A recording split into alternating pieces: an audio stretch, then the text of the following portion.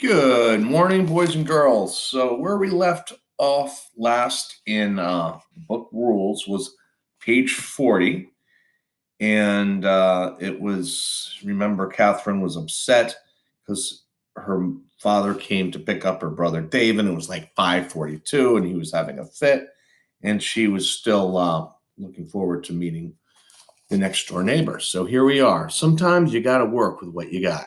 That's the new rule. Wednesday morning, I made cookies, but when I rang the doorbell next door and rang it again, no one answered. Mom said there's a lot to do when you move, and I should let our neighbors get unpacked. Anyway, this morning I wanted to try again, but the minivan was already gone when I went inside. On the drive to the clinic, I try not to let my hopes run loose, but they rush with the water underneath the bridges. I hope the girl next door loves swimming because we have a pond a few streets away from my house, and now hers. Hope she's not allergic to guinea pigs since I have two. Hope she's a little bit shy and likes to draw and read, and I hope she doesn't think it's babyish to send Morse code messages. At the clinic, Mom says it's still too cold for the park. I draw sailboats bobbing on the summer waves while Mom reads aloud a scene from a spell that goes wrong for Harry. I catch Mrs. Frost smiling at us, and I think she's listening too. The bell above this clinic door jangles, and Mom looks up from the pages. Hello, Elizabeth, she says to Jason's mother. Hi, Jason. Jason doesn't move his head, but his eyes turn to me. Ah, I flinch. I know Jason can't help it, but sometimes the sounds he makes are loud and creepy. Jason wraps his communication book. Remember the book where he can point kind of what he wants to say because he can't speak? My son wants to thank you for the picture you gave him, Mrs. Morehouse says to me. In fact, he's asking me to hang it on his wall. Jason's mouth drops open. I give Jason I hate when my mom does that too, I roll look. He smiles and taps his book. Jason is wondering if he could have your name in his book. Mrs. Morehouse watches his hand move card to card so he can talk to you. Would you mind, Catherine? It seems weird to think of my name in some boy's communication book, but I don't know how I could say no. So I say, okay. She takes a little card and a pen from her purse, watching her. I wonder how she'd feel to have to wait for someone to make a word before I could use it, and to have all my words lying out in the open, complete strangers able to walk by and see everything that mattered to me without even knowing my name. Jason grimaces at the card. Well, you know I can't draw, Mrs. Morehouse says. You want me to put her name without a picture? I could draw it. Geez, where did that come from? Just popped out of my mouth without checking my brain first. That would be great, Mrs. Morehouse pulls another blank card from her purse. If you draw on this, it'll fit in his book. On my way past Jason's wheelchair, I study a page of his communications book so my card will match his others. About 2 inches square, each card has a simple black and white line drawing and the word or phrase printed along the top. His book has clear vinyl pages, like an album for trading cards, only with smaller pockets to fit the word cards. Back at my spot on the couch, I asked Mom if I can borrow the little makeup mirror from her purse. I lay the mirror and the card on my sketchbook to give me something firm underneath while I draw. 2 inches wide, 2 inches high, a white block waiting for me to appear inside. How should I look? Like my school picture with just combed hair and my say cheese smile? Or like I do at home with ponytail hair wearing my favorite purple t shirt?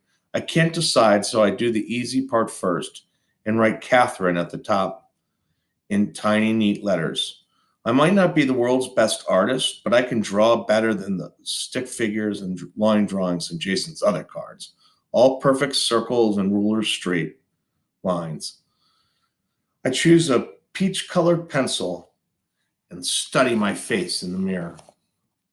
I draw the slow curve of my right cheek, sweeping down to my two pointing chin, on up my other cheek, where over the top of my head and back where my line began. I draw how I usually look: brown ponytail, blue gray eyes, wearing my purple t shirt. Not a perfect circle or a ruler straight line anywhere. Besides, Jason probably wouldn't recognize the school picture of me anyway. But when Mrs. Morehouse tries to slide my card into one of those clear little pockets in Jason's book, it's the tiniest bit too big. I'll take a sliver off the side, she says, heading for the receptionist's desk. Let me get some scissors. Beside me, Jason's taps. Excuse me, I call to Mrs. Morehouse back. He wants something. She doesn't even turn around. Would you see what it is? I'm scared I won't understand Jason, but she's already chatting with the receptionist. Holding my breath, I peer down at his finger, pointing to. Thank you. Oh, I let my breath go. You're welcome. Mrs. Morehouse trims my word to fit in his book, and Jason lets out a loud ah. He says it too loud. Mrs. Frost turns down her hearing aid. Jason slaps. Good job.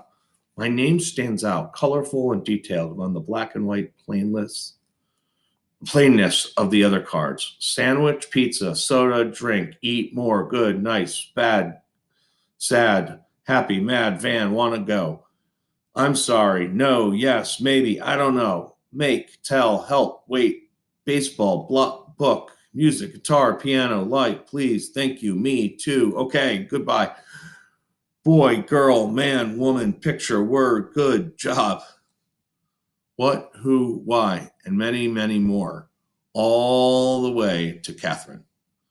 I long to pull his cards out and add red to the van, yellow to the happy face, and thick purple jelly between the slices of bread and sandwich. I want to show Jason I'm sorry for not looking at him the same embarrassed way I hate people not looking at David. But how? If you ask what ever want me to make you more words, I say, just ask. Thank you, Mrs. Morehouse said, adjusting her earring. But there's no need. These cards are part of a speech program we use, and it's comes with a whole book of words. I can copy whatever whenever he needs from there. Jason shoots his mother out. What look? Yes, more picture. Mrs. Morehouse sighs. Are you sure you don't mind, Catherine? I'm sure.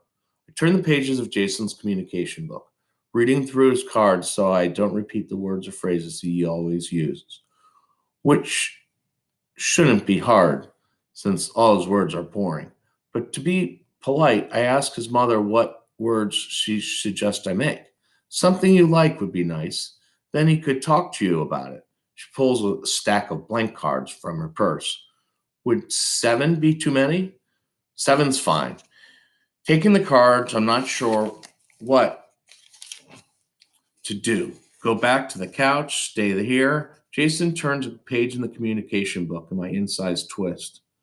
Well, I glance at my watch. Sorry, Hi, Jason, his speech therapist smiles, striding into the waiting room.